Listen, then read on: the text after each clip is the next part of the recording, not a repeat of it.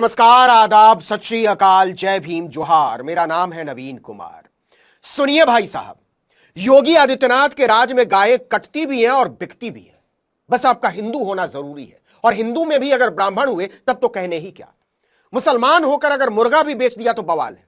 और यह बात हम नहीं बोल रहे हैं, गौरक्षा हिंदू दल के राष्ट्रीय अध्यक्ष वेद नागर ने कहा है कि स्थानीय पुलिस की मिलीभगत के बिना गोमांस का गोदाम चलना संभव नहीं है। गोमांस का धंधा करने वाले पंडित जी प्रेम से बोले, योगी आदित्यनाथ की जय। आपको याद होगा, हरियाणा में चरखी दादरी जिले के बाढ़ड़ा कस्बे में 27 अगस्त को मुस्लिम नौजवान साबिर मलिक की गोमांस खाने के शक में हत्या कर दी गई थी। वो तो गाय का मांस था ही नहीं। यह बात खुद सरकार के अपने लैब ने बताई। लेकिन किस गोरक्षक की औकात है कि पूरन जोशी की तरफ एक कंकड़ भी उछाल दे। करोड़ों रुपए का गोमांस का कारोबार करता है, कुचल कर रख देगा। यह भी हम नहीं बोल रहे, गोरक्षा दल वाले बोल रहे हैं कि डर के मारे हमारी हालत खराब है, हमको पूरन जोशी से बचाओ।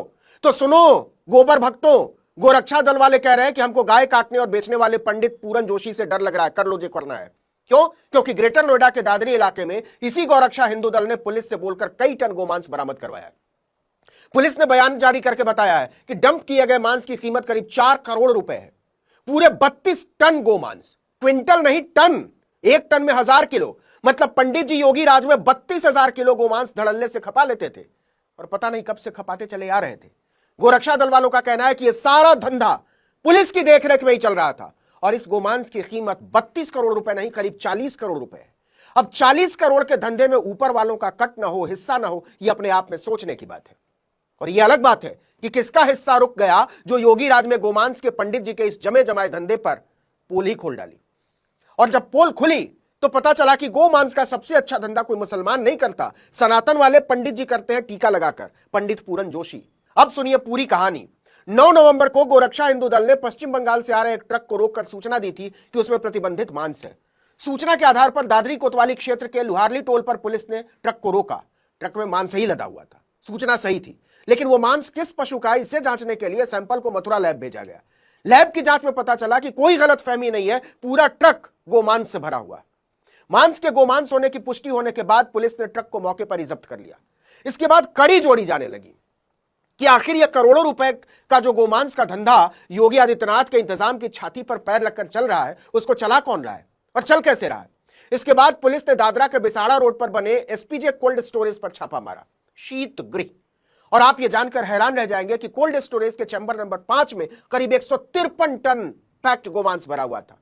जी हां, 153 टन, मतलब कम से कम 5 ट्रक। गोरक्षा दल वालों का कहना है कि जांच में पता चला है इस मांस को दिल्ली, एनसीआर और दूसरे राज्यों के होटलों में सप्लाई किया जाता था। इसके बाद 5 लोगों को गिरफ्तार कर लिया गया। नाम सुनिए, पूरन जोशी कोल्ड स्टोरेज के मालिक, अक्षय सक्सेना मैनेजर, शिवशंकर ड्राइवर और सचिन संचालक, सब हिंदू। केवल एक आदमी मुसलमान है, खुर्शीदीन नबी। गोमांस के धंधे में असली माल कूट रहा था पंडित पूरन जोशी, बाकी सारे लोग पूरन जोशी के लिए ही काम करते थे, कर्मचारी थे, मालिक पूरन जोशी। अब गोमांस के थोक विक्रेता शुद्ध शाकाहारी सनातनी पंडित जी की महिमा सुनिएगा। गोरक्षा दल वालों का आरोप है कि गोदाम मालिक पूरन जोशी का पूरे देश में बड़ा नेटवर्क है, वो काफी ताकतवर है, उसकी पहुंच बहुत ऊपर तक है। गोरक्षा दल के वेद नागर की हालत खराब है। उनका कहना है कि मेरी जान को खतरा किसी मुसलमान से नहीं है, गोमांस कारोबारी सनातनी ब्राह्मण से है। वेद का आरोप है कि इस छापे के बाद गोदाम मालिक पूरन जोशी उनकी हत्या करवा सकता है, इसलिए उसको पुलिस की सुरक्षा मिलनी चाहिए। यह उसी उत्तर प्रदेश में हुआ है जहां मुसलमान छींक भी दे तो उसमें योगी आदित्यनाथ को साजिश की गंध आने लगती है। लेकिन सनातनी पंडित पूरन जोशी धड़ल्ले से गाय कटवा रहे थे, पैक करवा रहे थे और खिला रहे थे, तो बटेंगे तो कटेंगे वालों की जुबान को काट मार गया है। गोरक्षा हिंदू दल की मांग है कि गोदाम मालिक और दूसरे आरोपियों पर गैंगस्टर एक्ट के तहत कार्रवाई की जाए।